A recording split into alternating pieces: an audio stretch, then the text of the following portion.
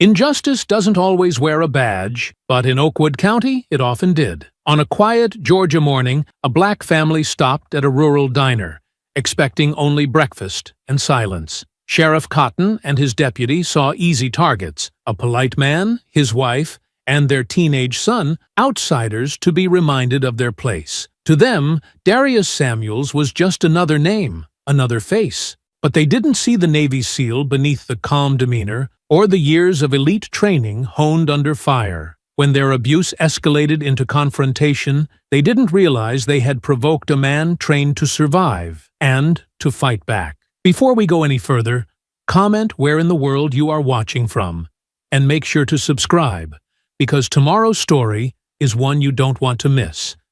The early morning sun painted Georgia's highways in shades of gold as Darius Samuels loaded the last bag into their black SUV. The weekend had been good for all of them.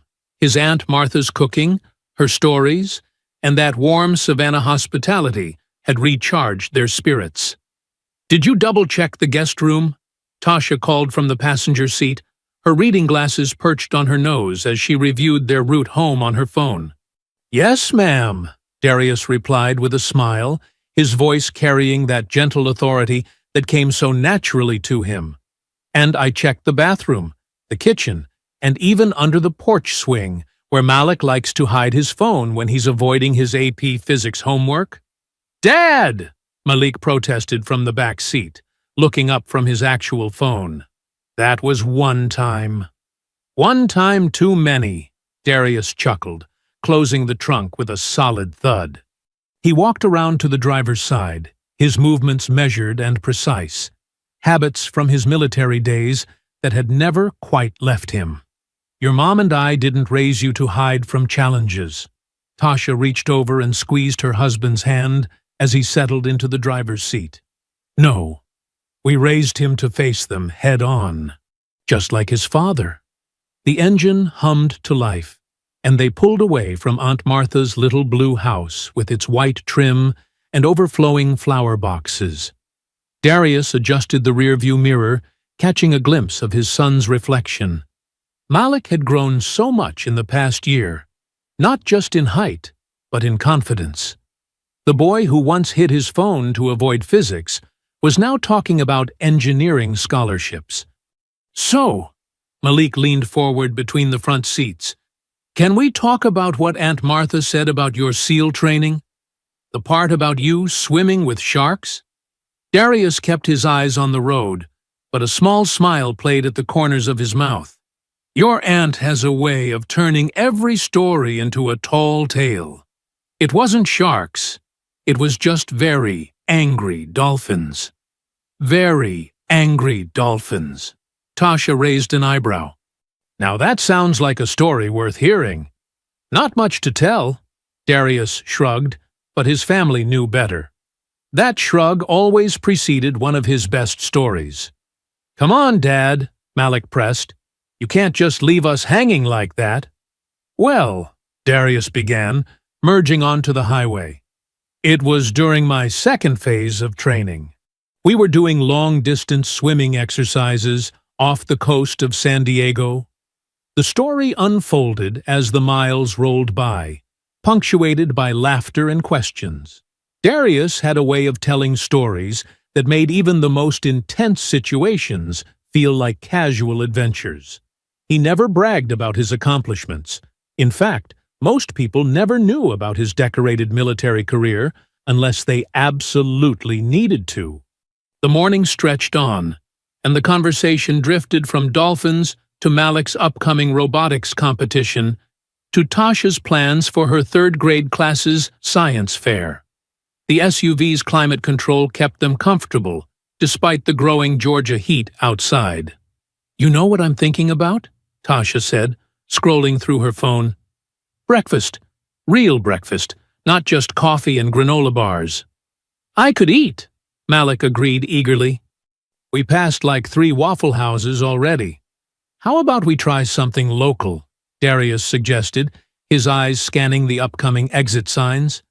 "Sometimes these little places have the best food." They drove for another 20 minutes, the highway giving way to more rural surroundings. Trees lined the road, their branches creating patterns of light and shadow on the asphalt. Small farms dotted the landscape, and occasional billboards advertised local businesses in fading paint. There, Tasha pointed to a sign. Mamie's Place, next exit. Reviews say they have great biscuits and gravy. Darius nodded, signaling to take the exit.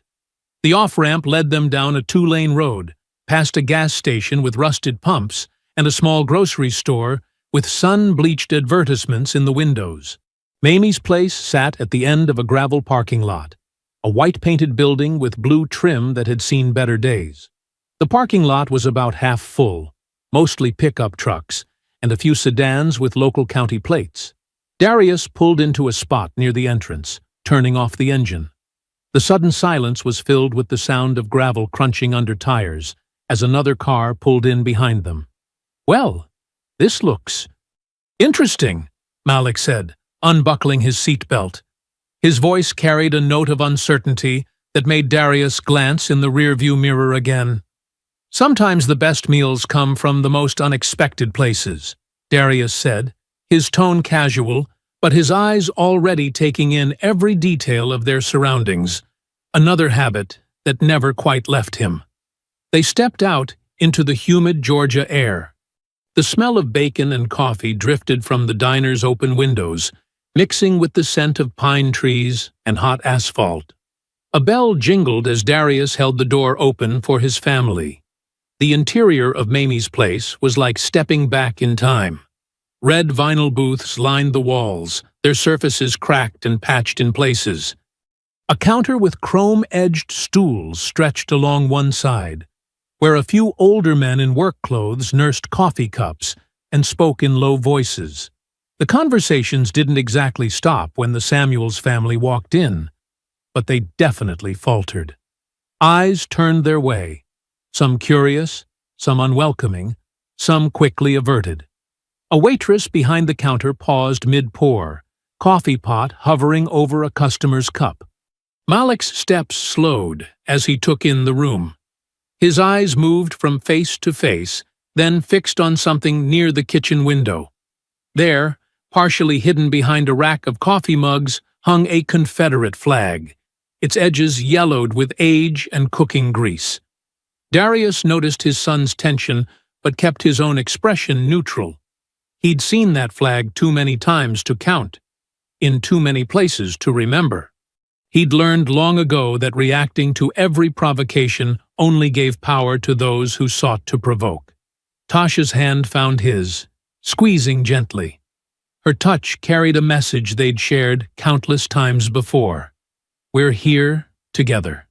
We're strong together. The waitress seemed to shake herself out of her surprise and approached them, menus in hand. She was an older woman with graying hair pulled back in a tight bun, her name tag reading Betty. "Welcome to Mamie's," she said, her voice professional, if not particularly warm. "3 for breakfast?" "Yes, ma'am," Darius replied, with the same calm politeness he'd use anywhere else. "A booth would be fine, if you have one available." Betty nodded, and led them to a booth near the front window. Malik slid in first, then Tasha, while Darius took the outer seat, his back to the wall. Another old habit that gave him a clear view of the entire diner. The vinyl squeaked under them as they settled in. Betty placed the menus on the table, pulled a pencil from behind her ear, and flipped open her order pad. "Coffee to start?" she asked. "Yes, please." Tasha smiled. "And orange juice for our son." "I'll have coffee too, Mom," Malik said, his voice carrying just a hint of challenge. He was 17 now, after all. "Coffee's fine," Darius nodded, giving his son a small smile. "3 coffees, please." Betty wrote it down and walked away, her shoes making soft sounds on the worn linoleum floor. The conversations around them had mostly resumed, though Darius could still feel occasional glances in their direction. Malik opened his menu, but wasn't really looking at it. His jaw was set in a way that Darius recognized. The same expression he'd worn when he was 8, and kids at school had made comments about his hair when he was 12 and a teacher had suggested he might be more comfortable in a different math class when he was 15 and a security guard had followed him through a department store. "The biscuits and gravy do look good," Tasha said, her voice deliberately light as she studied her menu. "And look, they have those hash browns you like, Malik, the ones with cheese and jalapenos." "Yeah," Malik replied, but his eyes kept drifting to that flag by the kitchen window. Darius reached across the table and tapped his son's menu gently. "Focus on what's important right now, son. We're hungry, they have food, and your mother's right. Those hash browns do sound good." It was a lesson he taught Malik many times. Choose your battles. Know when to fight and when to simply exist in a space, claiming it through your presence rather than your protest. Sometimes just sitting calmly in a booth, ordering breakfast, and taking up space was its own form of resistance. Betty returned with 3 coffee cups and a pot. She poured carefully, steam rising in the morning light that streamed through the window. "Ready to order?" Before anyone could respond, the bell above the door jingled again. Heavy boots clunked on the floor, accompanied by the subtle creak of leather gear. Darius didn't need to turn around to know who had just walked in. He'd heard that particular combination of sounds too many times before. The diner's atmosphere shifted subtly. Some customers straightened in their seats, while others seemed to shrink slightly. Betty's hand tightened almost imperceptibly on the coffee pot. "Morning, Officer McAllister," someone called from the counter. "Morning, folks," a voice replied, followed by more boot steps moving deeper into the diner. Malik's eyes met his father's across the table. Darius gave him a nearly imperceptible nod, a gesture that said, "Stay calm. We're fine. We're just having breakfast." Betty cleared her throat softly. "About those orders?" "Yes," Tasha said, her voice steady and clear. "I'll have the biscuits and gravy with a side of fruit, please." The sound of the boots grew closer as Betty wrote down Tasha's order. Darius could feel his son's leg bouncing slightly under the table, not from fear, but from that particular kind of tension that came from being young, being black, and being watched. "And for you, sir?" Betty turned to Darius, her pencil poised above her pad. The boots stopped somewhere behind their booth. Darius kept his eyes on the menu, his voice carrying the same calm politeness as before. "I'll have the breakfast special. Eggs over easy, and yes, those hash browns with jalapenos sound perfect." The morning sunlight streamed through the diner's windows, casting long shadows across their booth. Betty stood with her order pad, turning to Malik last. Her pencil tapped against the paper impatiently. "And for you, young man?" Her tone was different now, sharper, more clipped than when she'd addressed his parents.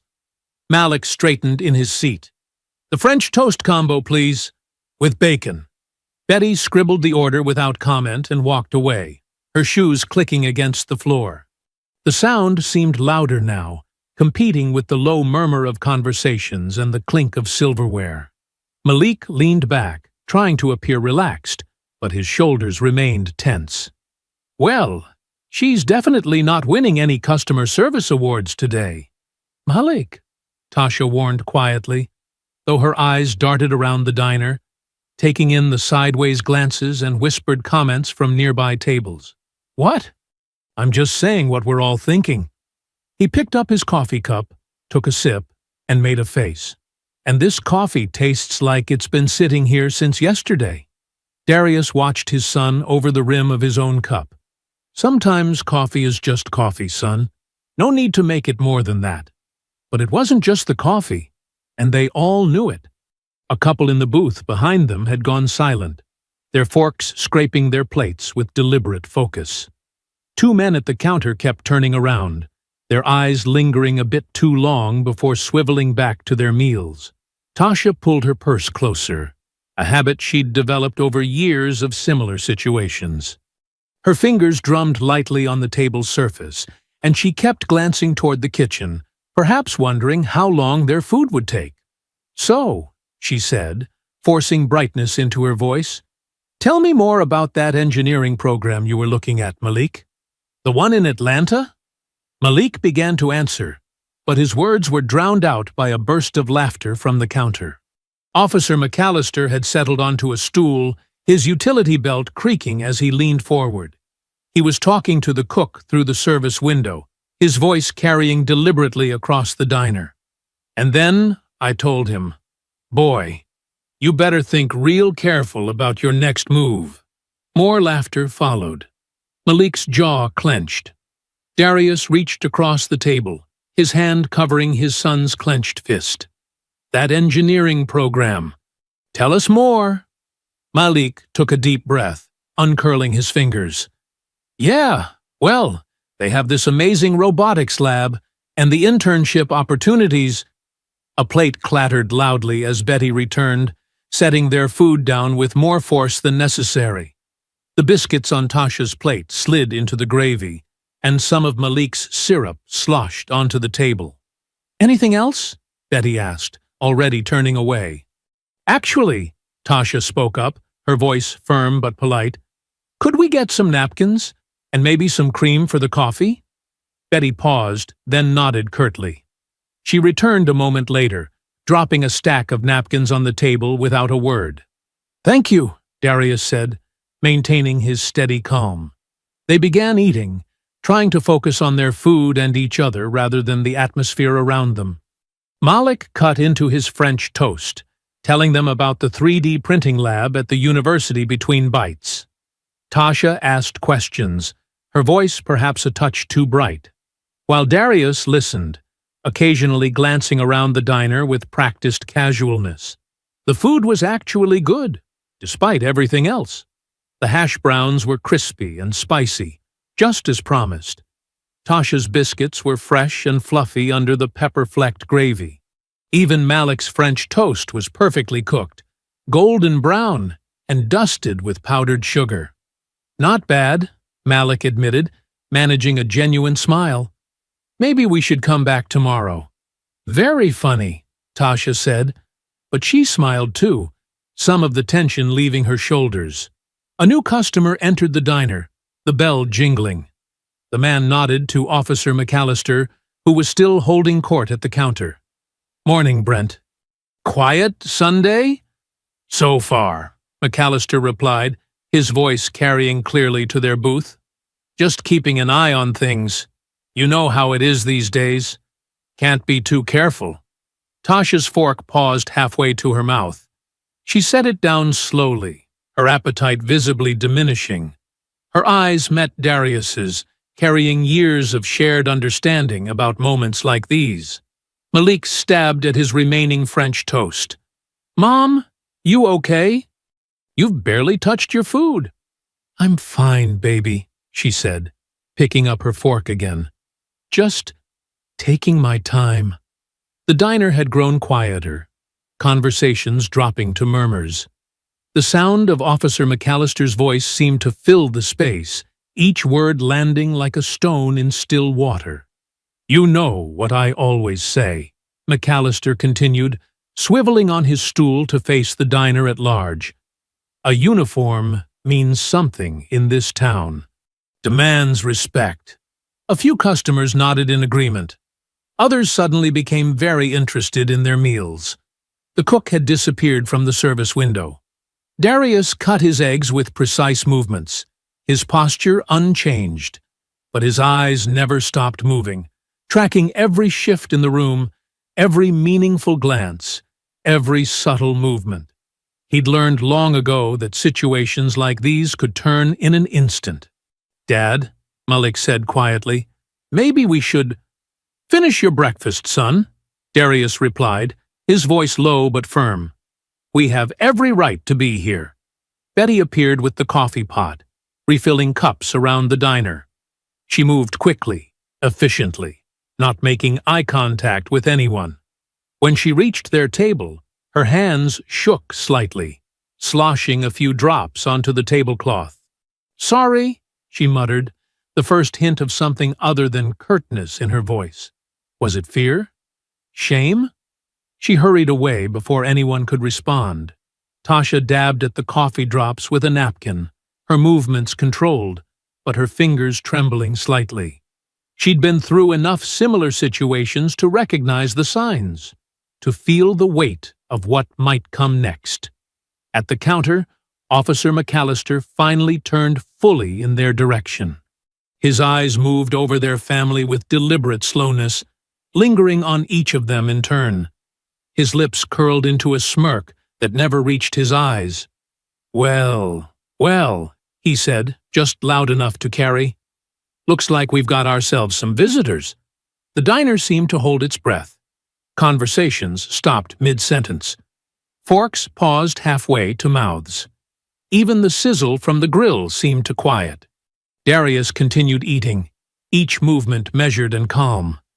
Beside him, Tasha straightened her spine, her chin lifting slightly.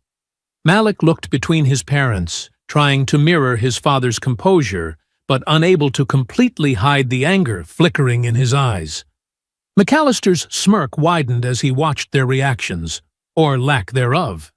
He turned back to the counter, but his posture made it clear he wasn't done. His hand rested casually on his utility belt, fingers drumming near his holster. The morning sun continued to stream through the windows, but the warmth seemed to have gone out of it. The good food turned tasteless in their mouths. The coffee grew cold in their cups. And still, they sat with dignity, finishing their breakfast as if nothing was wrong, as if the weight of what was coming wasn't settling over their table like a heavy shadow. Officer McAllister pushed away from the counter, adjusting his belt with practiced showmanship. His boots clicked against the linoleum as he approached their table, each step deliberate and unhurried. The diner's background noise faded to whispers and the soft clink of silverware. "Morning, folks," McAllister said, positioning himself at the end of their booth. His smile didn't reach his eyes. "Just doing my regular Sunday check-in. Making sure everyone's having a pleasant breakfast." Darius nodded once, polite, but reserved. "Everything's fine, officer. Thank you." McAllister's gaze settled on Malik, who was working to keep his expression neutral. "Haven't seen you around here before. You boys passing through?" "On our way home from visiting family," Tasha answered, her voice steady despite the tension in her shoulders. "Is that right?" McAllister pulled out his notepad, though he didn't write anything down. "Interesting timing. We had some trouble at the convenience store down the road last night. Young man about your age." He gestured toward Malik with his pen. "You look like you might match the description." Malik's fork clattered against his plate. "I was with my family all weekend." "Son," Darius said quietly, a gentle warning in his tone. McAllister's smile widened. "How old are you, boy?" 17, Malik answered, his voice tight. 17, McAllister repeated, drawing out the word. "Got any ID on you?" Tasha's hand found Malik's under the table. "He's a minor, officer, and he's with his parents." "Ma'am, I'm just doing my job." McAllister's voice took on an edge of authority.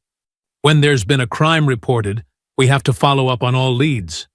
"What exactly was stolen?" Darius asked calmly, meeting McAllister's gaze. McAllister shifted his weight, his hand still resting near his holster. "That's police business.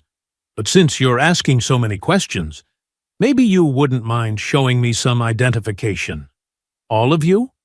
The other diners had abandoned any pretense of eating, watching the scene unfold.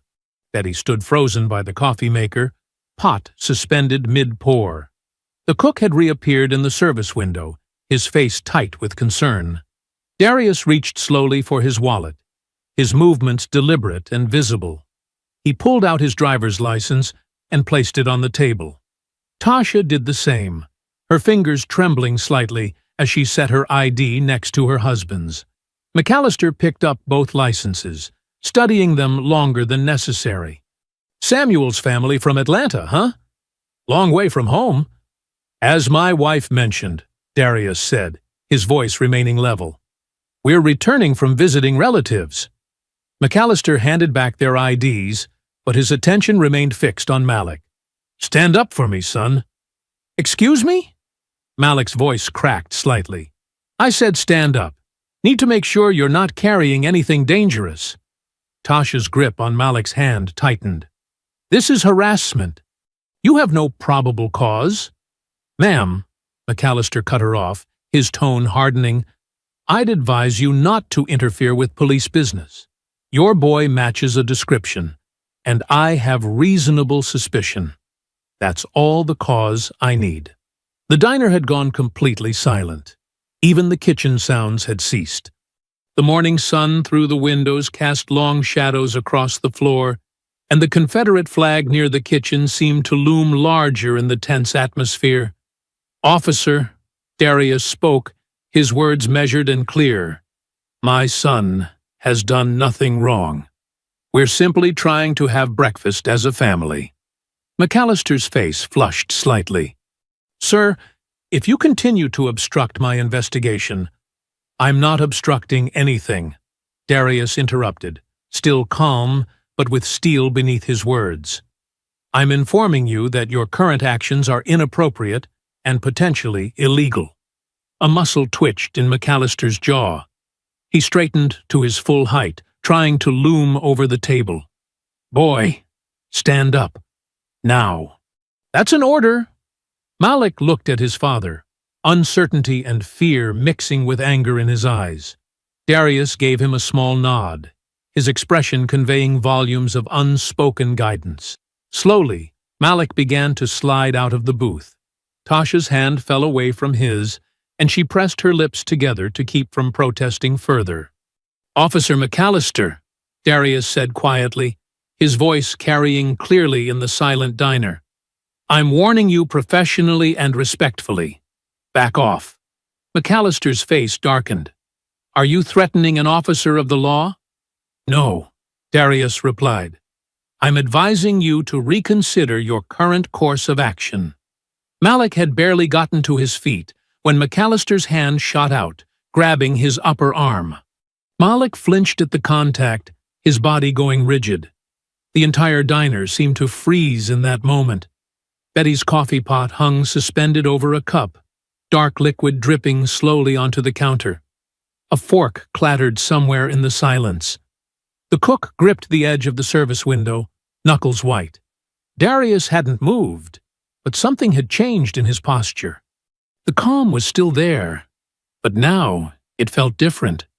Like the stillness before a storm, like a coiled spring waiting to release. Tasha's hands were flat on the table, her wedding ring catching the morning light. Her eyes moved between her son and her husband, years of experience telling her that everything was about to change.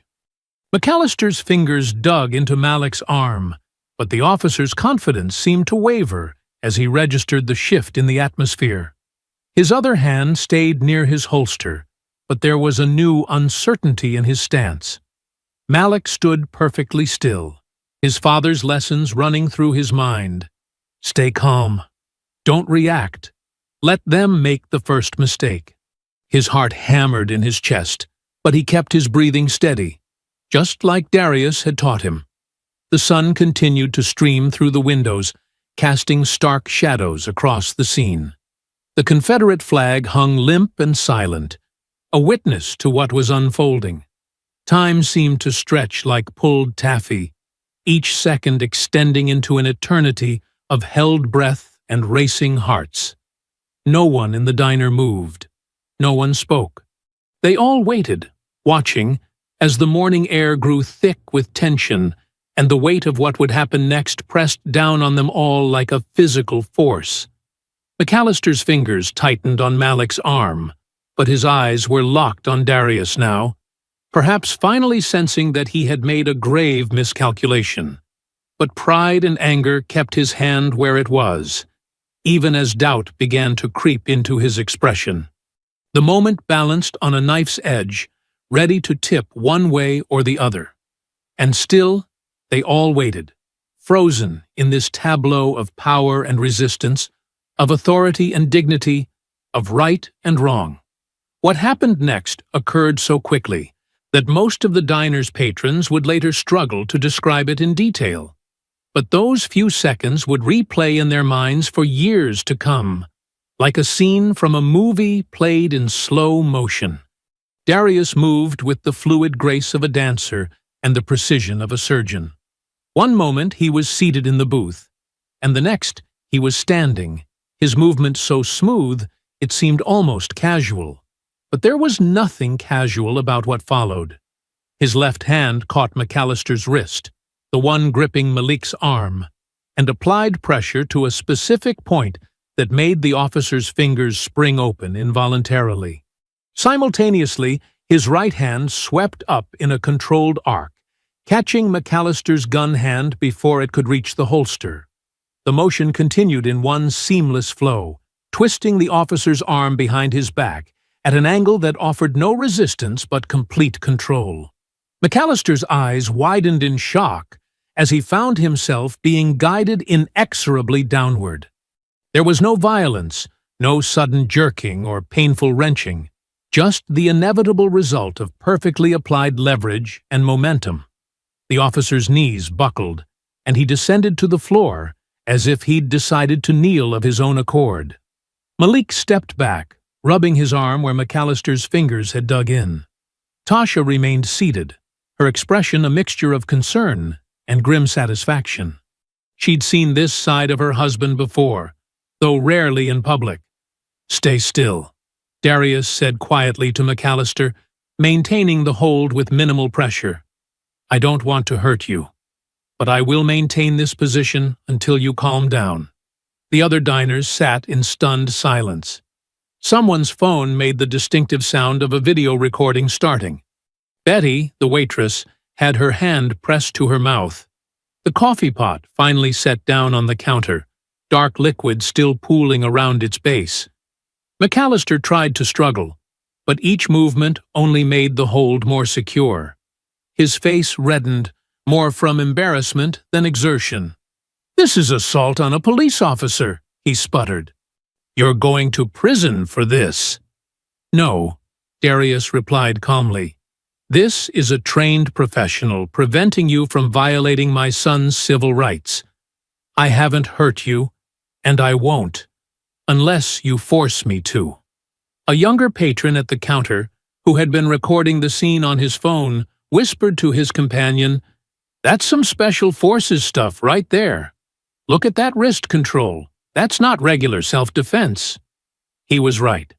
The technique Darius employed was a specialized combination of Krav Maga and military close-quarters combat, specifically designed to neutralize armed opponents without causing injury. It was a technique taught only to elite units, requiring hundreds of hours of practice to master. The hold itself was a thing of beauty to those who understood such matters. Darius's fingers pressed precisely on nerve clusters that sent confusion to McAllister's muscles. His positioning eliminated any possibility of the officer reaching his weapons or regaining control. It was the kind of technique that looked simple, but contained layers of tactical sophistication. "Sir," called a voice from near the door, "I'm a retired Marine, and I've got your back if you need it." An older man in a flannel shirt had stood up, reading the situation clearly. Darius nodded in acknowledgement, but maintained his focus on McAllister. "I appreciate that, but this situation is under control." More phones had come out now, recording the scene from various angles. The morning sun through the windows illuminated the tableau like a spotlight. The calm, composed black man in civilian clothes standing over the red-faced police officer. Power dynamics reversed, but violence carefully avoided. In the distance, sirens began to wail. McAllister's lips curved into a savage smile, despite his compromised position. "That's backup coming," he snarled. "You're done now, boy.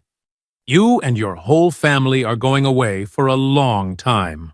Darius maintained the hold for 2 more seconds, then released McAllister with the same controlled precision he'd used to subdue him. He stepped back, raising both hands in a clear gesture of compliance.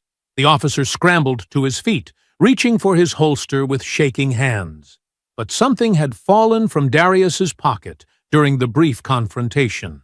His ID wallet lay open on the floor, its contents clearly visible to everyone nearby. A silver badge caught the morning light, and below it, several rows of colorful ribbons were clearly visible.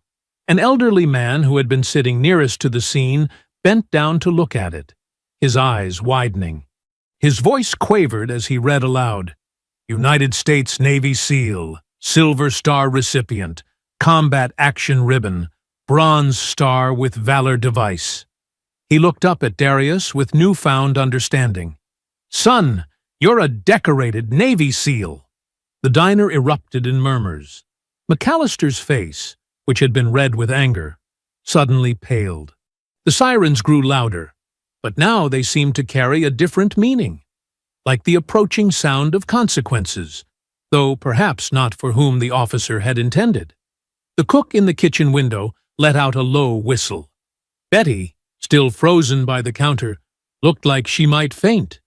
The retired Marine by the door stood a little straighter, offering a subtle nod of respect. Malik and Tasha remained perfectly still, their faces masks of controlled emotion. They'd been through similar situations before, knew the drill. Stay calm, let Darius handle it. Document everything. Malik's phone was out now, too, recording steadily. More details of Darius's credentials became visible as the ID wallet lay open on the floor. Photographs from deployment, additional commendations, security clearance cards. Each item told part of a story that McAllister was just beginning to understand. The story of exactly whom he had chosen to harass that morning. The sirens were very close now, their wail filling the diner with red and blue light that strobed through the windows. McAllister's hand still hovered near his holster, but the confidence had drained from his stance. His eyes darted between Darius's raised hands and the ID on the floor, as if trying to reconcile the boy he'd been threatening with the highly decorated warrior standing before him. The morning sun continued to stream through the windows, highlighting dust motes in the air that danced like nervous energy given form. The Confederate flag hung forgotten now, its implied threat diminished by the reality of true strength and discipline on display. Every phone in the diner remained raised, recording. Every eye remained fixed on the scene. Every breath seemed held, waiting to see what would happen when those approaching sirens finally arrived. The next few moments would determine much, but one thing was already clear. McAllister's morning had not gone according to plan. The backup officers burst through the diner's doors, weapons drawn. The peaceful morning shattered completely as they shouted commands, forcing everyone to back away from McAllister and Darius. "On your knees! Hands behind your head!" an officer yelled, his gun trained on Darius. Darius complied smoothly, his movements deliberate and calm. He'd been in worse situations, faced deadlier threats. This was familiar territory, though the injustice of it burned in his gut. "Wait!" The elderly man who had read Darius's credentials scrambled forward, ID wallet in hand. "Officers, there's been a mistake. This man is a decorated Navy SEAL." McAllister snatched the wallet and shoved it into his pocket. "This thug assaulted a police officer," he announced, voice pitched to Carrie. "He's under arrest." Tasha stood up, her teacher's authority ringing in her voice. "That's a lie. Officer McAllister was harassing our son." "My husband only." "Ma'am, step back or you'll be arrested too," McAllister snapped, color returning to his face as he regained control of the situation. "Mom, they can't do this." Malik started forward, but Tasha grabbed his arm, holding him back. Her fingers dug into his sleeve as she fought to keep him safe, to keep him from giving them an excuse. The other diners had their phones up, still recording. The retired Marine by the door looked ready to intervene, but Darius caught his eye and gave a slight shake of his head. More violence wouldn't help anyone. "Cuff him," McAllister ordered, and two officers moved in. The steel bracelets clicked shut around Darius's wrists, cold and final. Betty, the waitress, found her voice at last. "This ain't right," she said softly, but not softly enough. McAllister wheeled on her. "You got something to say? Maybe you'd like to join him." The cook ducked down behind the kitchen window, and Betty retreated, shaking her head. The threat hung in the air like smoke. A new siren approached, this one different. Longer, deeper notes. A large black SUV pulled up outside, its tinted windows reflecting the morning sun. Sheriff Dale Cotton stepped out, his brass star catching the light as he adjusted his gun belt. The sheriff was tall and lean, with iron-gray hair and eyes like chips of blue ice. He moved with the easy confidence of a man used to absolute authority in his domain. The other officers straightened as he entered, while McAllister's face showed relief. Cotton surveyed the scene with practiced efficiency. The phones still recording, the upset civilians, Darius on his knees, and the barely contained fury on Malik's face. His expression gave nothing away. "Clear the diner," he ordered. When no one moved immediately, he added, "Now, or we start collecting phones and witnesses for obstruction." The threat worked. People began filing out, though many lingered just outside the windows, still trying to record. The retired Marine was the last to leave, shooting Darius a look of apology. "Sheriff," Tasha stepped forward, her voice steady despite her fear. "My husband was defending our son from harassment. He's a decorated veteran." "Ma'am," Cotton cut her off, his tone professionally sympathetic but firm. "I understand you're upset, but assaulting an officer is a serious offense, regardless of military service. We'll sort this out at the station." He turned to McAllister. "Transport him to the County Force substation. No booking yet. I want to handle this carefully." Malik caught the undertone in those words. "Mom," he whispered, "they can't just—" "Quiet," Tasha breathed, squeezing his arm harder. She'd heard it too. Two officers hauled Darius to his feet. He stood straight-backed, dignity intact despite the handcuffs. "Tasha," he said calmly, "call Jackson at the firm. He'll know what to do." "Enough talk," McAllister snapped, shoving Darius toward the door. "I want to know where you're taking him," Tasha demanded. "I have a right—" "You have the right to leave this diner before I find a reason to arrest you too," Cotton replied mildly. "Take your boy home, ma'am. We'll contact you when appropriate." They watched helplessly as Darius was led out to a patrol car. The morning sun seemed to mock the scene with its cheerfulness, glinting off the handcuffs and the sheriff's star with the same indifferent brightness. Cotton followed them out, but paused beside McAllister in the parking lot. The two men stood close, their voices low and private. "County 4 is off the main grid," Cotton murmured. "No cameras, no records. Keep him there until I say different." His cold eyes tracked Darius being placed in the back of the patrol car. "We bury this deep. He doesn't walk out unless I give the word." "Understood?" McAllister nodded, a mean smile playing at the corners of his mouth. "Yes, sir. Understood completely." The patrol car pulled away, carrying Darius toward the remote substation. Inside the diner, Tasha held Malik close, her teacher's mind already planning, calculating, remembering every detail. She watched the sheriff's black SUV follow the patrol car, both vehicles disappearing around a bend in the road. The motel room's ancient air conditioner rattled and wheezed, barely cutting through the thick Georgia heat. Tasha sat on the edge of the sagging bed, her phone pressed to her ear, listening to yet another endless ring.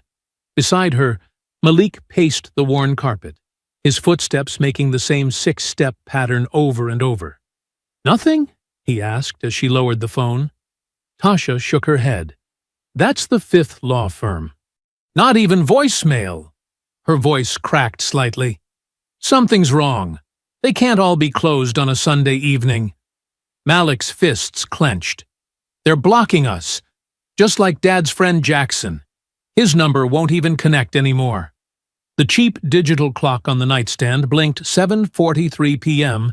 in harsh red numbers. They'd been at this for hours, watching the sun sink, while their desperation rose. Empty coffee cups and untouched sandwich wrappers littered the small table by the window. "Try the ACLU again," Malik suggested, running his hands through his hair. A nervous gesture that reminded Tasha so much of Darius, it made her chest ache.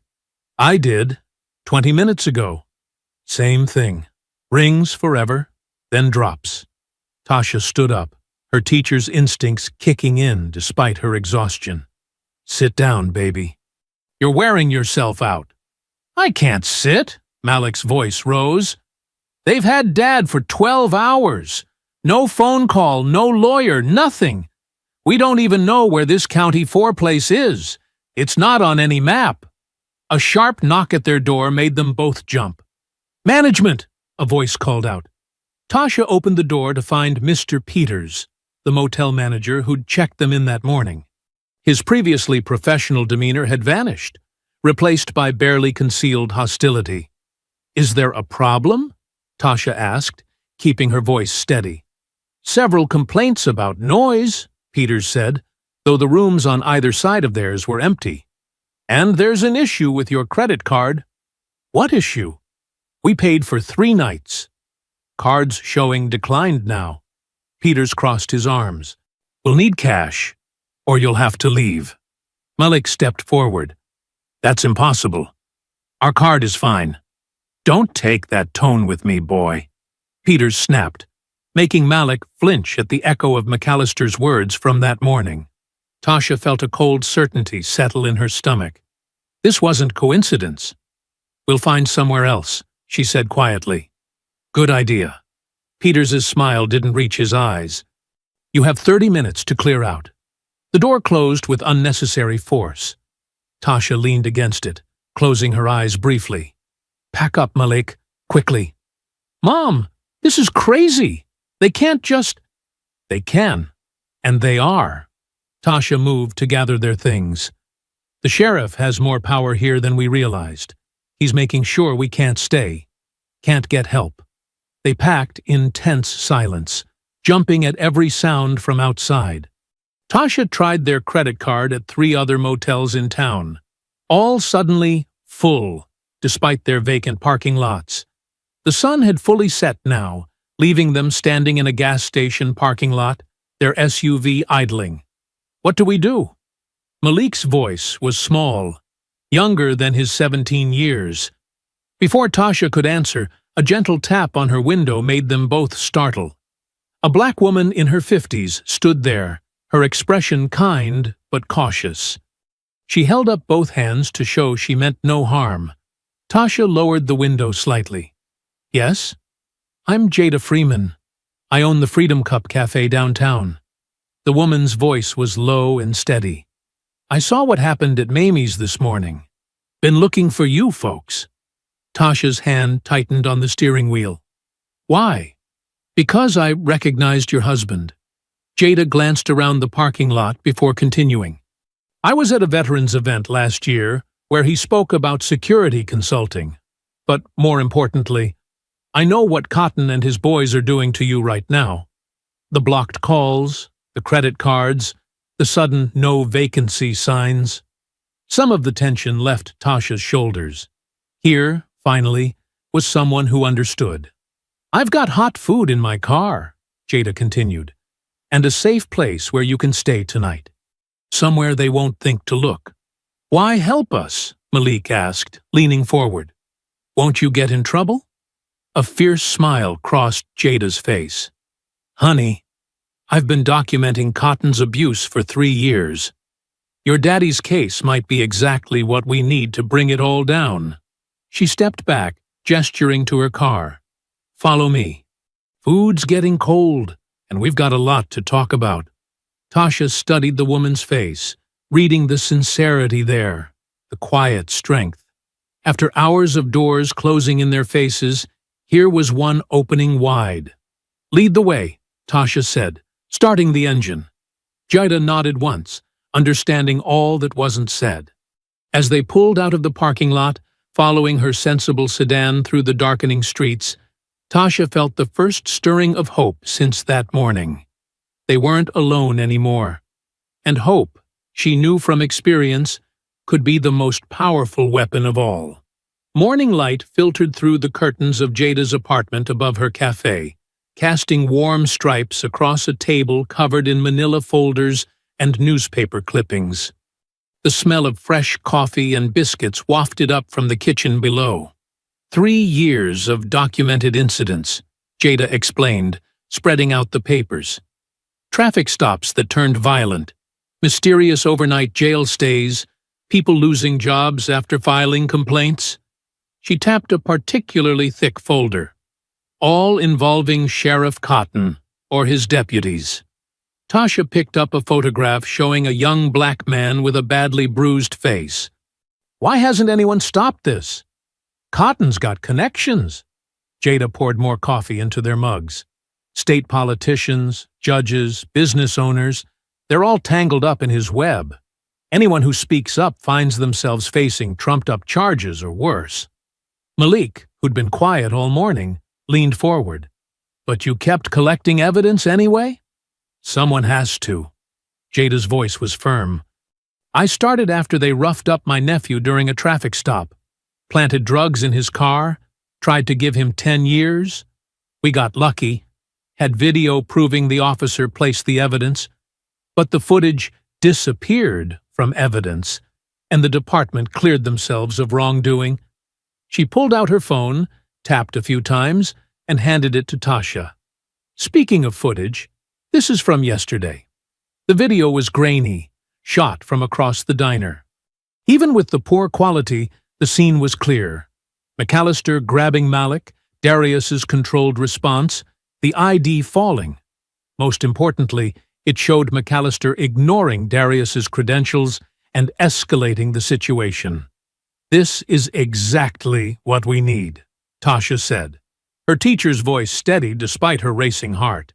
But we'll need a lawyer who won't back down when Cotton applies pressure. What about Cousin Marcus? Malik suggested. He handles civil rights cases in Atlanta. Marcus Turner? Tasha was already pulling out her phone. He's far enough away that Cotton can't touch him easily. She dialed, holding her breath through each ring. Unlike yesterday's calls, this one connected. Cousin Marcus, it's Tasha Samuels. She took a deep breath. We need your help. Darius has been arrested. She explained the situation while Jada and Malik listened. Marcus's responses grew increasingly concerned. They're holding him without charges? Marcus's voice was sharp enough that Tasha had put him on speaker. That's illegal. They have to either charge him or release him within 48 hours. Sheriff Cotton's keeping it off the books, Jada cut in. I'm Jada Freeman. I've been documenting similar cases. Ms. Freeman, I've heard about your work. Marcus's tone shifted to professional interest. If you have evidence of a pattern, combined with this new footage, we could build something significant. But first, we need to get Darius out. Can you help? Tasha asked. I'll take the case. But I need to file emergency motions in Atlanta first. If you can get to the jail, try to see him. Establish that they're denying access. Document everything. They ended the call, and Jada immediately stood. I'll drive. They know my car, but they're used to seeing me around. Less suspicious than your SUV. The county jail sat on the outskirts of town, a squat brick building surrounded by chain-link fence topped with razor wire. The parking lot was nearly empty when they arrived, just a few patrol cars and a prisoner transport van. Inside, the fluorescent lights buzzed overhead as they approached the front desk. A deputy looked up lazily, his expression changing to recognition when he saw Jada. We're here to visit Darius Samuels, Tasha said firmly. The deputy picked up his phone without breaking eye contact. A moment later, heavy footsteps approached from the corridor. Sheriff Cotton emerged, his badge gleaming under the harsh lights. He wore the same cold smile he'd had at the diner. "Mrs. Samuels," he drawled. "I'm afraid your husband isn't available for visitors. He has the right to see his family," Tasha countered. "Not while he's under investigation." Cotton's smile didn't waver. "No visitors. Investigation for what?" Malik stepped forward, fists clenched at his sides. "You haven't even charged him with anything." Cotton's gaze shifted to Malik, something dangerous flickering in his eyes. "Boy, you do well to mind your tone in my jail." Tasha placed a steadying hand on Malik's shoulder, feeling the tension vibrating through him. Jada moved closer, her presence a silent support. "We have a lawyer," Tasha said evenly. "He'll be filing motions today." "File whatever you like." Cotton spread his hands. "But right now, Mr. Samuels is unavailable. No visitors."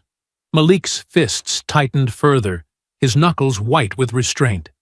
Tasha squeezed his shoulder, knowing they'd gotten what they came for. Proof of Cotton's obstruction.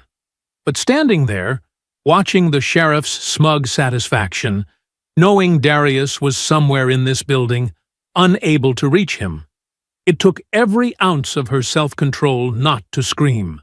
The cell was 8 feet by 10. Darius knew because he'd measured it in careful heel-to-toe steps during his first hour there. No windows, just a narrow slot in the metal door that let in strips of fluorescent light from the corridor. The air smelled of bleach and old concrete. He sat cross-legged on the thin mattress, back straight, hands resting loosely on his knees. To anyone watching through the security camera mounted in the corner, he looked defeated, compliant, exactly what they wanted to see. But Darius's mind was working, processing, analyzing, just like they'd taught him in SEAL training, just like he'd practiced during POW simulations. Every sound, every pattern, every detail mattered. Tap, tap, tap. Heavy boots, male guard, favoring his left leg. Probably the one who'd brought lunch, turkey sandwich, no mayo, like they were doing him a favor. 312 steps from the main security door to his cell, with 2 checkpoint gates in between. Click. Whir. The camera in the corner adjusted slightly. It swept left to right every 47 seconds, with a 3-second pause at each end. The housing was loose, probably from years of humidity and neglect. A small detail, but details kept you alive. Darius closed his eyes, appearing to meditate. In reality, he was building a mental map. The guard rotation changed every 8 hours. 3 different walk patterns. The limping guard who kept strict time, the younger one who dawdled near the cells, and the night shift guy who wore squeaky boots and whistled country songs. The ventilation system kicked in with a rattle. Darius counted. 17 seconds of noise, perfect cover for any small movements. He'd noticed the loose wire in his bed frame during his first careful inspection. 6 inches of thin metal, barely visible unless you knew where to look. When the vents hummed again, Darius shifted position. To the camera, it looked like simple stretching. But his fingers worked quickly, extracting the wire with practiced precision. He kept it hidden against his palm as he resumed his cross-legged pose. Squeak, squeak. Night shift was starting early. Darius waited through 3 camera sweeps, timing his movements with the ventilation noise. The wire, bent just so, would create a subtle distortion in the camera's field of view. Not enough to trigger alarms, but enough to give him blind spots if he needed them. He thought of Tasha and Malik, pictured their faces in the diner, the fear in their eyes when McAllister had grabbed Malik, the fury when Cotton had ordered Darius into custody. The memory made his jaw tighten, but he kept his expression neutral. Cameras were always watching. Tap, shuffle, tap. New footsteps, unfamiliar rhythm. Darius's senses sharpened. The steps paused outside his door. Keys jingled, but the door didn't open. "Chow time!" A voice called, quiet but clear. Military cadence in those words, not local law enforcement. Darius didn't move. The food slot opened with a metallic scrape. A tray appeared, sliding through with precise movement. Professional, controlled. "Roger that," Darius responded, matching the tone. "A test, maybe. Or a message." The guard's shadow shifted. When he spoke again, his voice was barely above a whisper. "I know who you are." Darius remained still, every nerve alert. The guard continued, words measured and deliberate. "3rd Battalion, 2nd Marines, Afghanistan, 09. We heard about you there." A long pause. Darius could hear other guards chatting far down the corridor. The camera whirred through another sweep. "Don't give up," the guard murmured. "Some of us are still watching." The food slot closed with a soft click. The footsteps retreated, measured and steady. Darius listened until they faded completely, his mind already processing this new information. Not all allies wore obvious uniforms. He picked up the tray, noting how the sandwich was placed. Slightly off-center, covering something. A folded scrap of paper, barely larger than a fortune cookie slip. He palmed it smoothly, using his body to block the camera's view. The ventilation kicked in again. 17 seconds of cover. Darius used 12 of them to secure the wire in place, creating a subtle blur in the camera's sweep. The remaining 5 seconds were enough to slip the paper into a small tear he'd made in the mattress seam. Night was falling outside, not that he could see it, but he could feel it in the changing rhythms of the jail, the subtle shift in guard patterns. In his cell, Darius maintained his pose of meditation. To anyone watching, he was a man resigned to his situation. They didn't need to know about the wire, or the paper, or the precise map he'd built in his mind. They didn't need to know that every apparent sign of submission was actually a calculation. That's what they'd taught him in the SEALs. The best position is the one your enemy doesn't know you're taking. The night guard's squeaky boots approached, right on schedule. Darius counted the steps, added them to his mental blueprint. In the corner, the camera swept back and forth, its view now slightly distorted in ways only he would notice. He waited, patient and alert, while the jail settled into its nighttime routine. Judda's cafe was closed for the night, but light still spilled from its windows onto the empty street.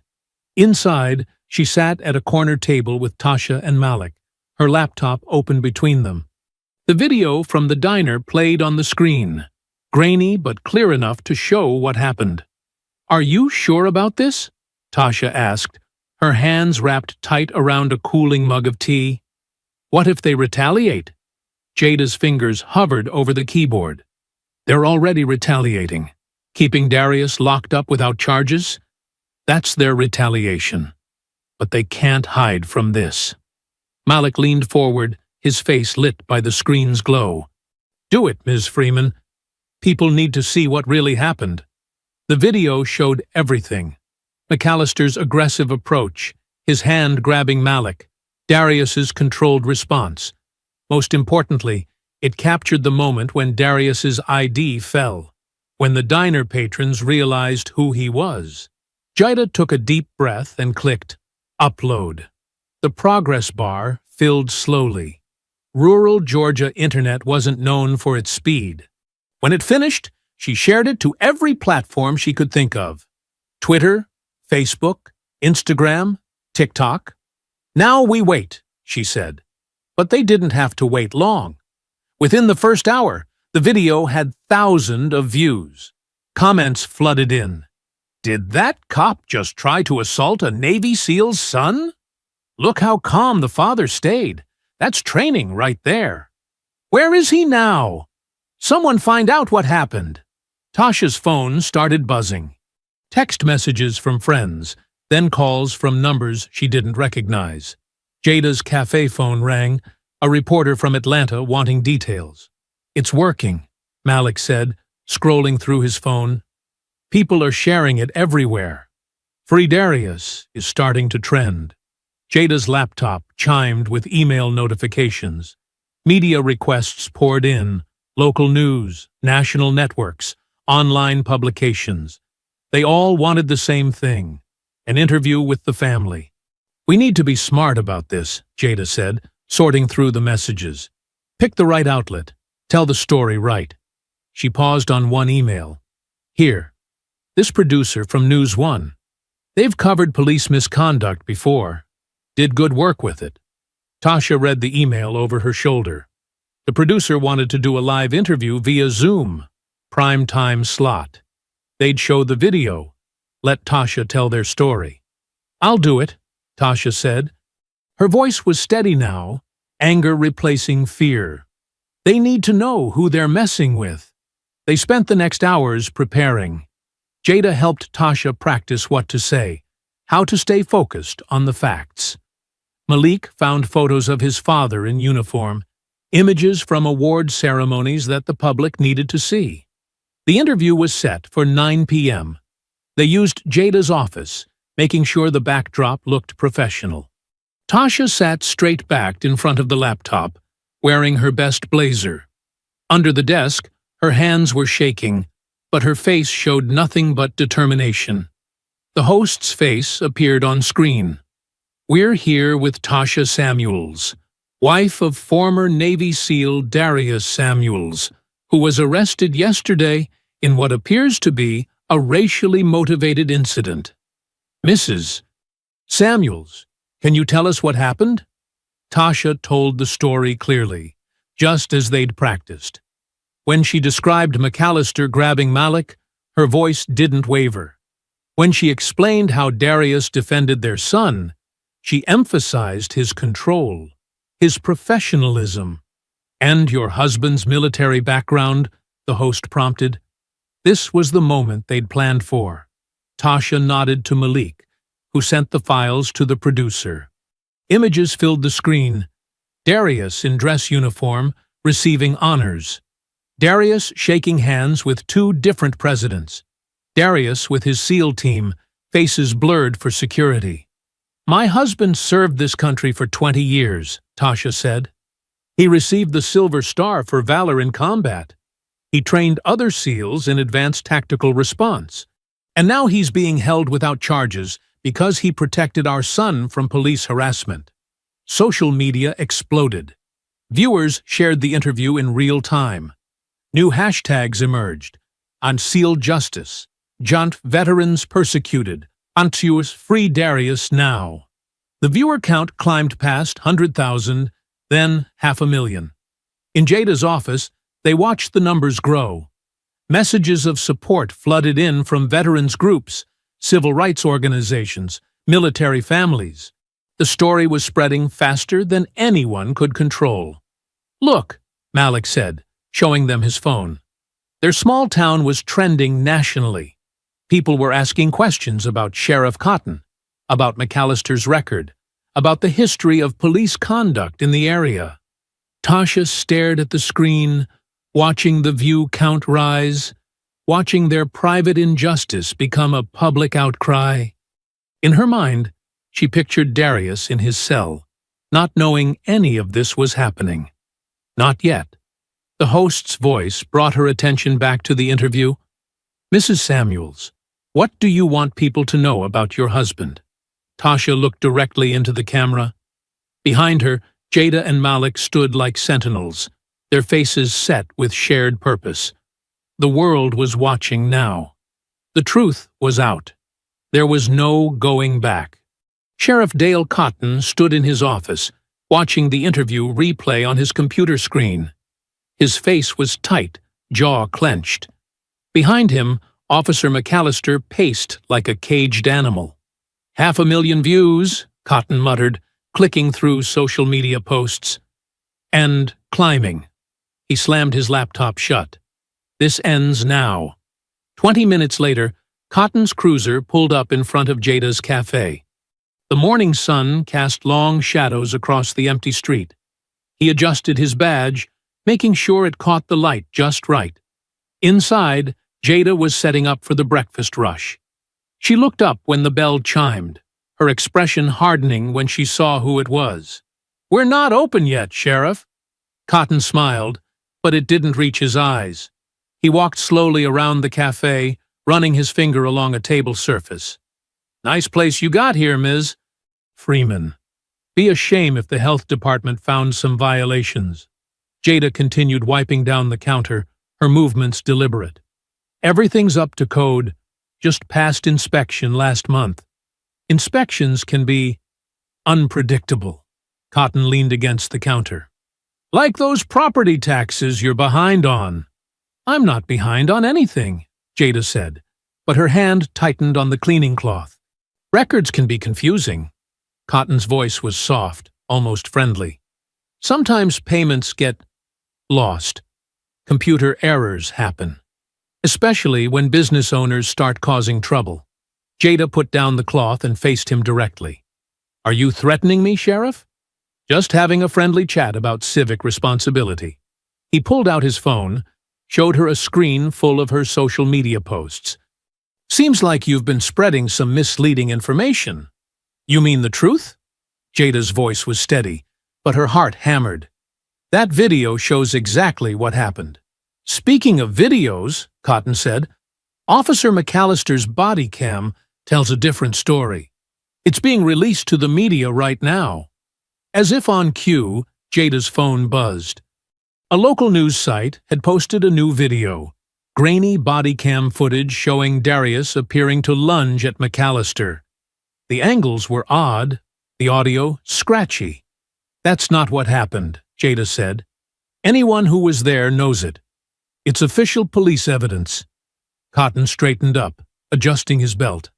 "Unlike some shaky cell phone video taken by troublemakers."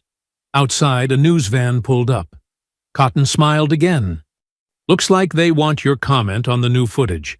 Choose your words carefully, Ms. Freeman. Businesses need community support to survive." He walked out just as reporters started setting up their cameras. Jada's phone buzzed again. Messages from people who'd been at the diner, pointing out problems with McAllister's video. "The lighting's wrong. Where's the sound of the coffee maker? That's not even the right table layout." Jada started screenshotting the messages, documenting everything. Her hands shook, but her resolve strengthened. She'd seen too many people bullied into silence. Across town, in a small office building, two men in suits checked into a hotel under bland, forgettable names. Their credentials, carefully tucked away, identified them as FBI agents. They'd driven unmarked cars from Atlanta, arriving separately to avoid attention. The younger agent unpacked his laptop, connecting to a secure network. "Local chatter's picking up. Sheriff's Department is trying to control the narrative." His partner, older and grayer, nodded. "DOJ's Civil Rights Division wants this handled quietly for now. We observe, we document, we build the case." They pulled up McAllister's personnel file, complaints buried, witnesses pressured, patterns emerging. The younger agent whistled softly. 15 years of this, all swept under the rug. "Not anymore," his partner said, adding another document to their growing file. "Get the forensics team ready for the body cam footage. We'll need to prove tampering." In his cell, Darius sat cross-legged on his bunk, eyes closed but senses alert. He'd counted 3 new sets of footsteps in the corridor. Different rhythm, different weight distribution than the usual guards. The friendly guard passed by, doing his rounds. A folded note slipped under Darius's door with his lunch tray. Darius waited until the footsteps faded before retrieving it. The message was brief. "They're here. Be ready." He allowed himself a small smile, then ate his lunch slowly, methodically. Years of training had taught him patience. The time would come. For now, he waited, listening to the changing patterns of movement outside his cell, feeling the shift in the air. The note he shredded into tiny pieces, mixing them with his food waste. No evidence, no traces, just like they'd taught him in SEAL training. Everything had its time, its purpose. Even being in this cell was part of a larger strategy now, one that was finally coming together. Sheriff Cotton burst through the jail's security doors, his face flushed red with anger. He jabbed his finger at the control panel, punching in the emergency lockdown code. "Nobody in or out," he barked at the deputies. "I want all exterior doors sealed. No visitors, no lawyers, no press." He pulled out his phone, fingers trembling as he dialed. "Get the transport van ready. We're moving the seal." Alarms blared through the corridors. Heavy metal doors slammed shut, with echoing finality. Guards rushed to their positions, radios crackling with confused chatter. In his cell, Darius sat perfectly still, counting the irregular footsteps echoing down the hallway. 3 guards running east, 2 more heading to the main entrance, a set of heavier boots, Cotton himself, pacing near the control room. Something had spooked them. Darius closed his eyes, focusing on his breathing. He'd seen this pattern before, in hostile territories when an operation was about to go sideways. The sudden surge of activity, the poorly concealed panic. They were trying to move him. The friendly guard, Johnson, according to his nameplate, appeared at his cell, pretending to do a routine check. His eyes met Darius's for a fraction of a second. "Medical check in 10 minutes, Johnson announced loudly, for the benefit of the cameras. Then, barely a whisper, "Feds at the front gate. Cotton's trying to get you out the back." Darius gave an imperceptible nod. His muscles tensed, ready. He'd mapped every corner of this place, memorized every guard rotation. Now it was time to use that knowledge. 5 minutes later, Darius started his performance. He stumbled to his feet, swaying dramatically. His breakfast tray clattered to the floor. He pressed one hand against the wall, letting his knees buckle. "Help!" Johnson called out, right on cue. "Prisoner down!" The response was immediate. 2 deputies rushed to the cell, followed by Cotton himself. They found Darius on the floor, breathing heavily, clutching his chest. "Get him to the infirmary," Cotton ordered, "and keep it quiet. Last thing we need is more attention." They cuffed Darius before helping him up. Johnson and another deputy supported him between them, half dragging him toward the infirmary. Cotton followed close behind, barking orders into his radio. They passed through 2 security checkpoints. Darius kept his head down, counting steps. 20 paces to the next corner, 15 to the infirmary door, 10 to the security panel that controlled the east wing. Just before they reached the infirmary, Darius made his move. He straightened suddenly, driving his elbow back with surgical precision. It caught the second deputy just below the sternum, dropping him instantly. Before Cotton could react, Darius spun, still cuffed, using Johnson as a shield. "The panel!" Darius commanded. Johnson didn't hesitate. He slammed his hand on the emergency override, inputting a code that unlocked the entire east wing. Alarms screamed through the building. Cotton reached for his weapon, but Darius was faster. Even with his hands cuffed, he executed a perfect sweep kick, sending the sheriff sprawling. Cotton's head cracked against the wall, leaving him dazed. "Federal agents!" The shout echoed through the corridors. Heavy boots thundered on concrete. The FBI team moved in with practiced efficiency, weapons drawn. "Clear! Clear! Suspect secured!" They found Darius standing calmly by the security panel, Johnson beside him with hands raised. Cotton lay groaning on the floor, his weapon kicked well out of reach. "Special Agent Marcus," the lead agent introduced himself, showing his badge. "We've been looking for you, Mr. Samuels." "Took your time," Darius replied evenly. The agents secured the scene quickly, photographing everything. One of them checked Cotton for injuries, while another radioed for backup. Through the windows, camera flashes started popping. The media had arrived. "Ready to walk out of here?" Marcus asked, producing a key for the handcuffs. Darius shook his head. "Leave them on. Let them see exactly how they've been holding me." Marcus nodded, understanding. They walked together through the jail's main entrance, Darius still in cuffs, flanked by federal agents. Camera shutters clicked rapidly. Reporters shouted questions. The morning sun felt warm on Darius's face.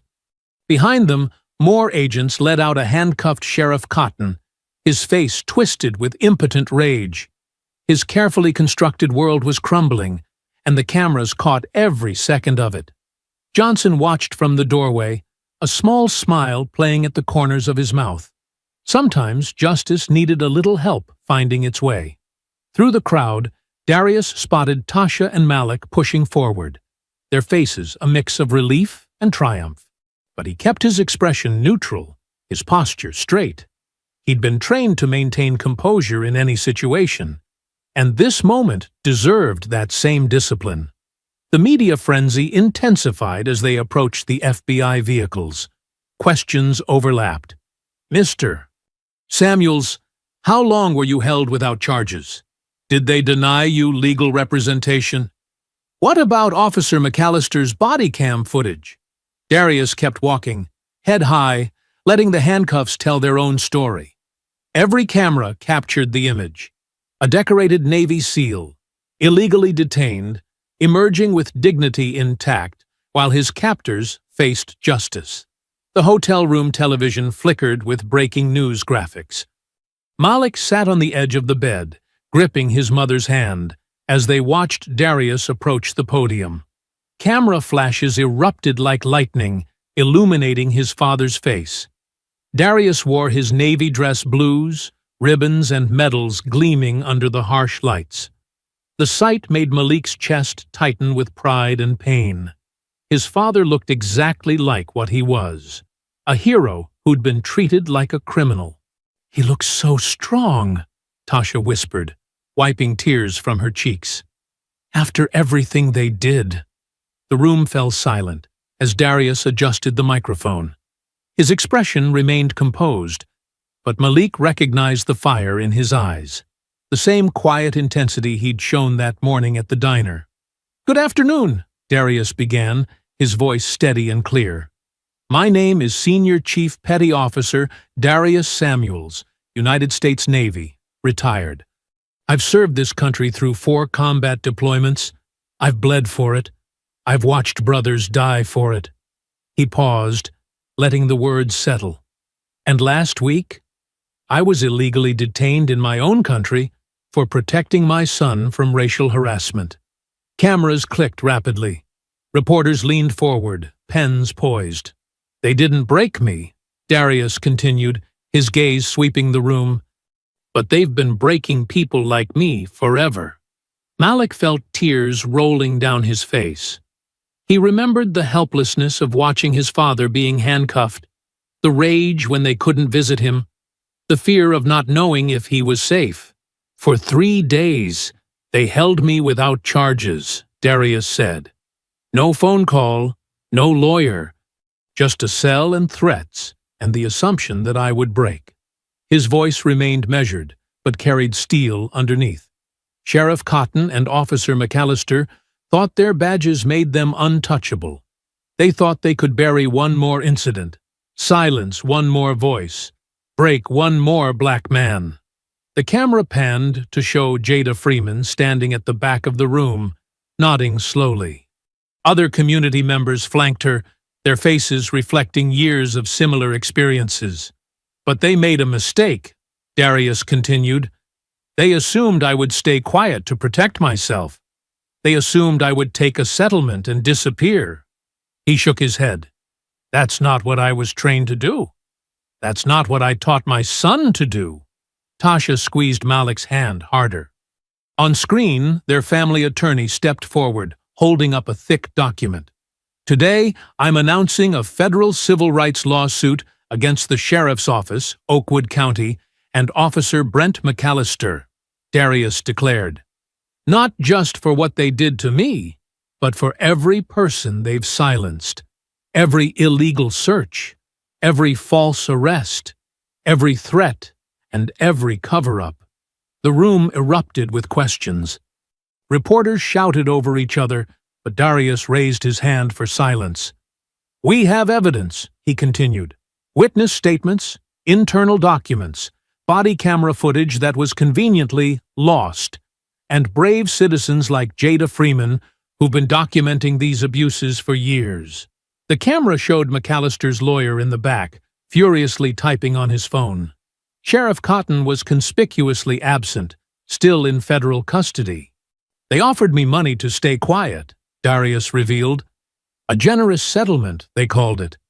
But I didn't serve this country to watch its principals die in small-town jail cells.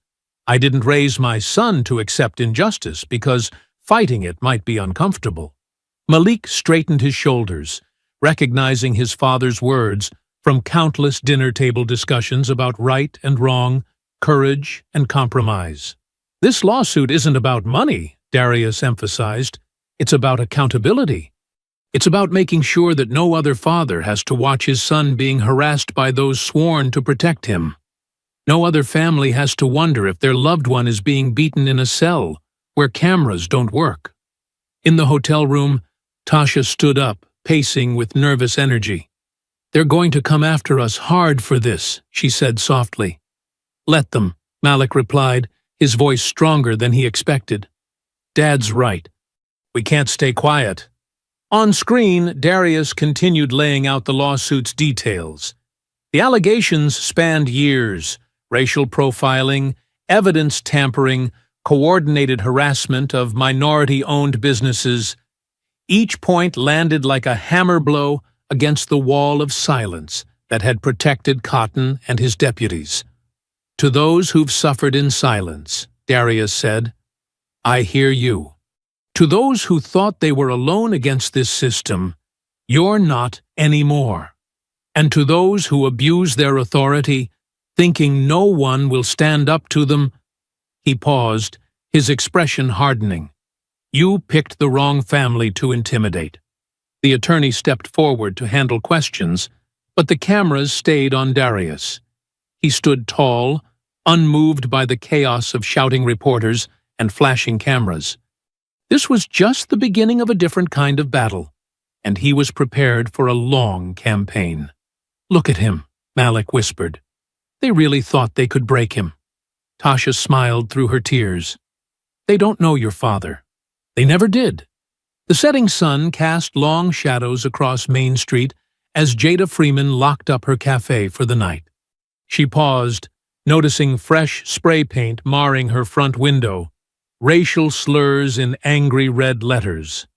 Her hands trembled as she took photos with her phone, documenting one more act of intimidation.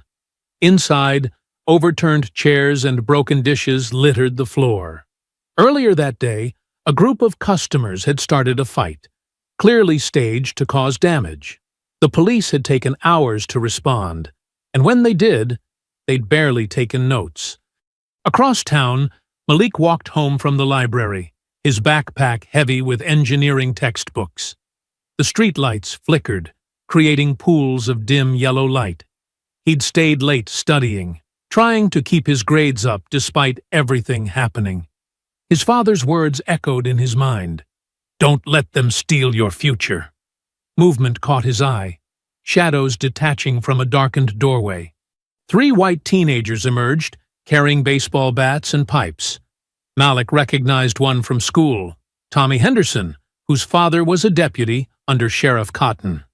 "Hey, smart guy," Tommy called out, slapping the pipe against his palm. "Daddy's lawsuit causing some problems around here." Malik's heart raced, but he kept his voice steady.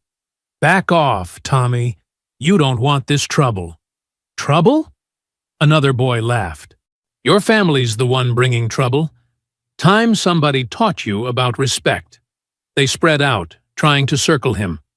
Malik dropped his backpack, settling into the defensive stance his father had drilled into him countless times. Weight on the balls of his feet. Hands up. Stay mobile. The first swing came fast, a wild pipe strike from the left. Malik slipped past it, driving his elbow into the attacker's ribs just like he'd practiced. The boy dropped, wheezing. But Tommy was already moving in, bat raised high. Pain exploded across Malik's shoulder as the bat connected. He stumbled, but didn't fall. The third attacker rushed him with a pipe. Malik caught the weapon, yanking it forward while stepping aside. The momentum sent his attacker sprawling. "Stay down!" Tommy shouted, swinging again.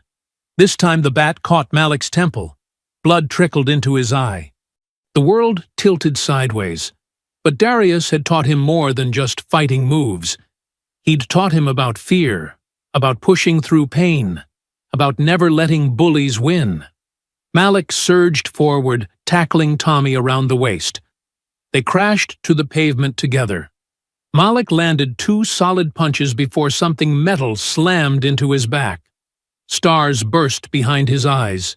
He rolled away, trying to protect his head as kicks and blows rained down. A car horn blared. Headlights swept the street. The attackers scattered, leaving Malik curled on the sidewalk, his mouth filled with copper taste of blood.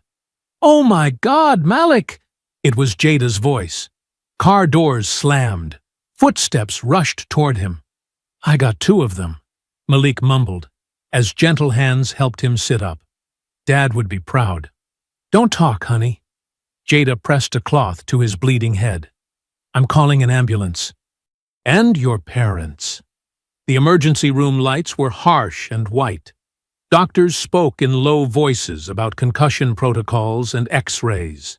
Malik drifted in and out, catching fragments of conversation. Multiple contusions. Defensive wounds on his hands. Lucky nothing's broken. He fully woke to find his father sitting beside the hospital bed, holding his hand.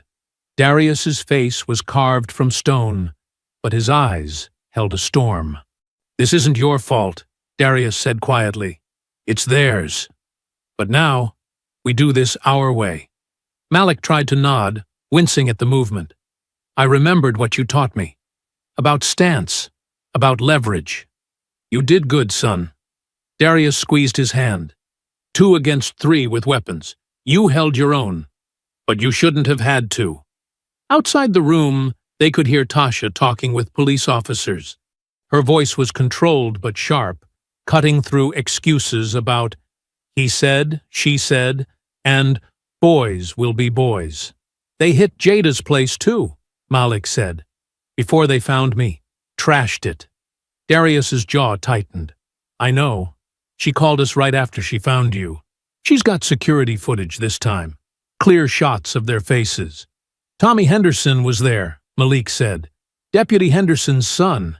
He said the lawsuit was causing problems. They think violence will make us back down." Darius shook his head slowly.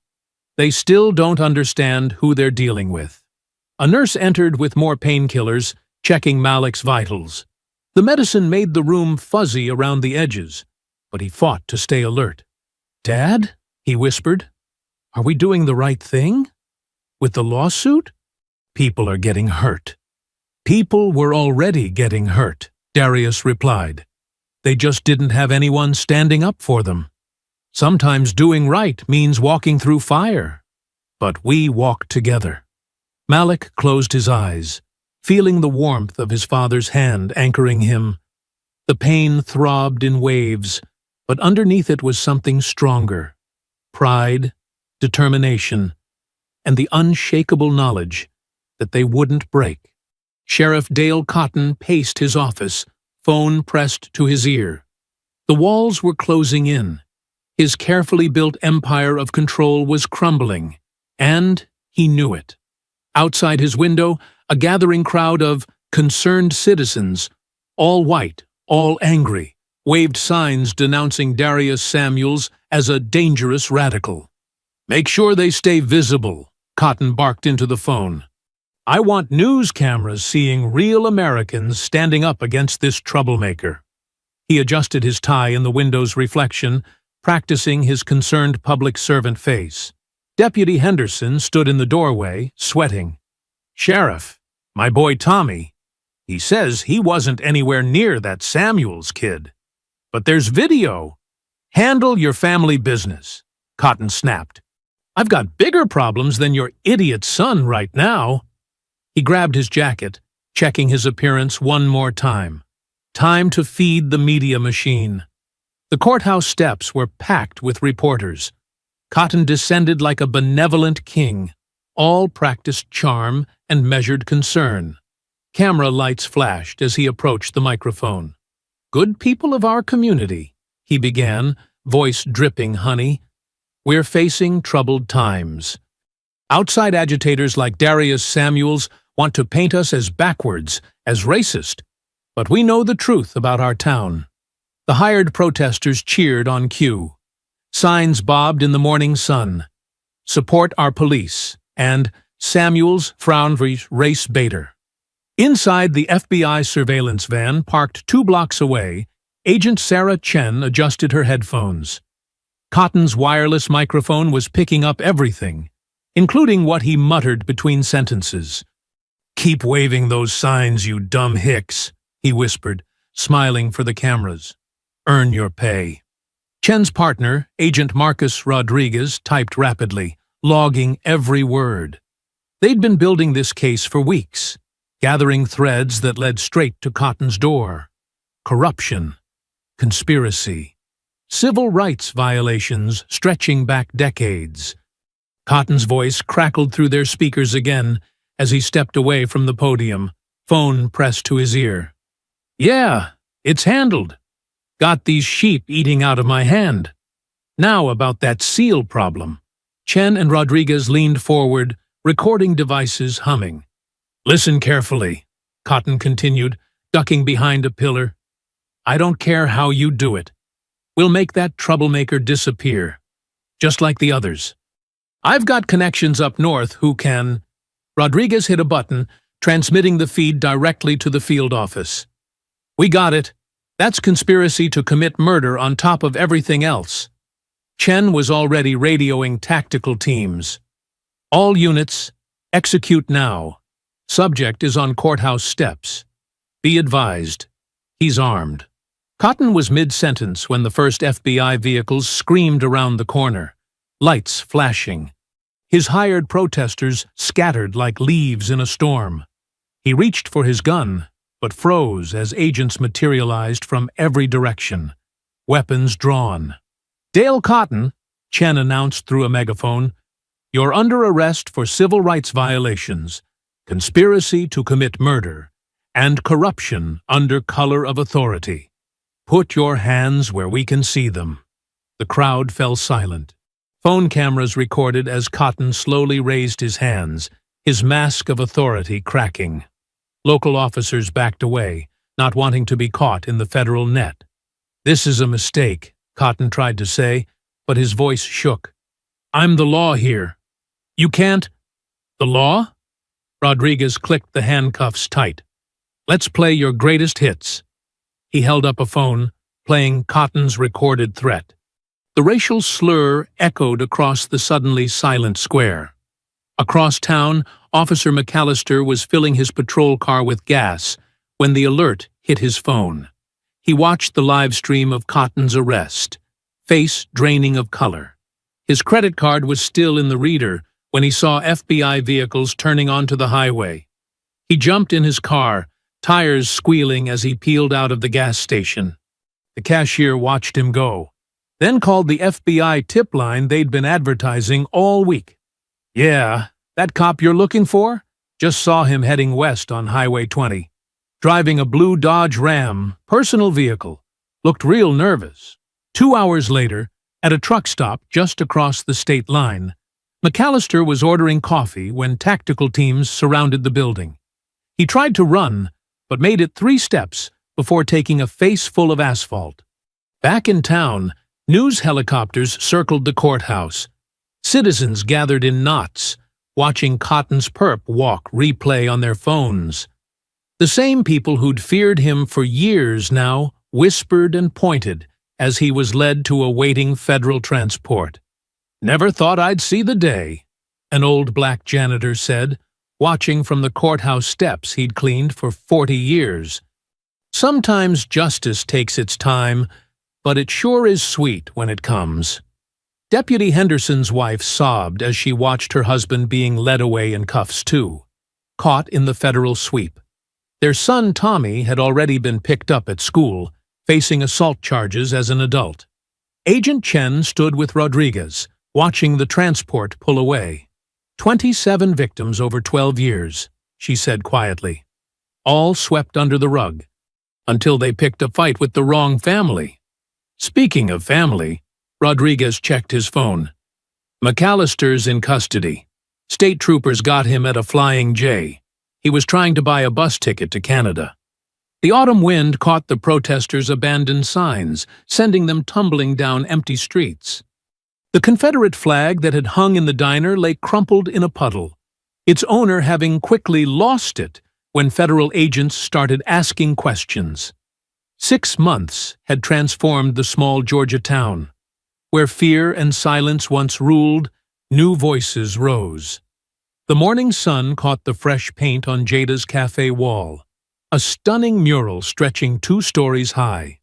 Martin Luther King Jr.'s thoughtful gaze watched over the street, surrounded by faces both historic and recent. John Lewis, Rosa Parks, and now, in a small but powerful addition, the Samuels family. Jada stood outside, wiping down tables as the morning crowd filtered in. Her cafe had become a symbol of resistance and renewal. The whites-only mindset that had haunted these streets for generations was finally cracking. "Morning, Ms." "Freeman!" called a young white officer, part of the new police force installed after the federal investigation. The old guard was gone, replaced by trained professionals who understood community policing. Inside, photographs lined the walls. Cotton in handcuffs, McAllister's mugshot, newspaper headlines documenting their fall. But more importantly, images of hope. Black and white children sharing lunch tables, community meetings where people actually listened to each other. Malik Samuels standing tall at his high school graduation. The community center buzzed with energy as teenagers filed in for today's Valor and Voice workshop. Malik stood at the podium, no longer the frightened boy from that diner. At 17, he carried himself with his father's quiet strength and his mother's fierce intelligence. "My story isn't unique," Malik began, his voice steady. "What happened to me happens every day. But what we did about it, that's what matters." He gestured to the training mats where younger kids learned self-defense, then to the computers where others studied civil rights law. In the back, Jada watched proudly. Her cafe had become the program's unofficial headquarters, a place where kids could always find safety and support. The surveillance cameras she'd installed now captured joy instead of abuse. "We don't teach hate here," Malik continued. "We teach pride, strategy, how to stand up without getting knocked down. My father showed me that strength isn't about muscles. It's about mind and heart." The audience included faces that would have been unthinkable months ago. White police cadets learning from black community leaders, former antagonists now working together for change. The town's transformation wasn't perfect, but it was real. A small girl raised her hand. "Did you feel scared? When those boys hurt you?" Malik touched the small scar on his temple, a reminder of that brutal night. "Yes," he answered honestly. "But being scared doesn't mean being weak. It means you have something worth fighting for." Outside, spring had painted the town in new colors. The courthouse, where Cotton made his last stand, now flew a Black Lives Matter flag alongside the American one. The diner where it all began had new owners, new policies, and a diverse staff serving everyone equally. Later that afternoon, as the sun began its descent, Darius and Tasha sat on their front porch swing. Their new house, bought with part of the settlement money, stood proud on a street where black families had once been unwelcome. The rest of the money had gone to Valor and Voice, ensuring other kids would have the tools to fight back. They watched Malik in the driveway, loading boxes into his car. Stanford acceptance letter proudly displayed on the dashboard. Engineering scholarship. A future bright with possibility. "Look at him," Tasha said softly, leaning against her husband's shoulder. "Remember how scared we were? That night in the motel? Not knowing if you'd come home?" Darius squeezed her hand. The memories were still sharp. The cold cell, the helpless rage, the weight of history pressing down. But they'd turned that pain into purpose. "You think it was worth it?" Tasha asked, watching their son organize his belongings with characteristic precision. Darius smiled, the expression gentle but determined. "We didn't just survive. We made them see us. That's a win." Malik approached the porch, another box in his arms. "Found Dad's old SEAL photos," he said. "Think I can hang one in my dorm?" "Only if you hang one of your speech too," Tasha insisted. "The one where you announced the scholarship program." Their laughter carried across the yard, free and unafraid. No looking over shoulders. No swallowing pride to stay safe. Just family. Just joy. Just the future they'd fought to create. The setting sun painted the sky in shades of purple and gold. Down the street, children played without fear of police harassment. At the cafe, Jada was probably closing up, planning tomorrow's community meeting. In cells far from here, Cotton and McAllister faced federal charges that would keep them locked away for decades. Darius watched his son return to packing, proud of the man he'd become. When he spoke, his voice carried the weight of experience and the fire of determination. Justice isn't something you ask for. It's something you take back, inch by inch, soul by soul. And I'm not done yet. I hope you enjoyed that story. Please share it with your friends and subscribe so that you do not miss out on the next one. In the meantime, I have handpicked 2 stories for you that I think you will enjoy. Have a great day.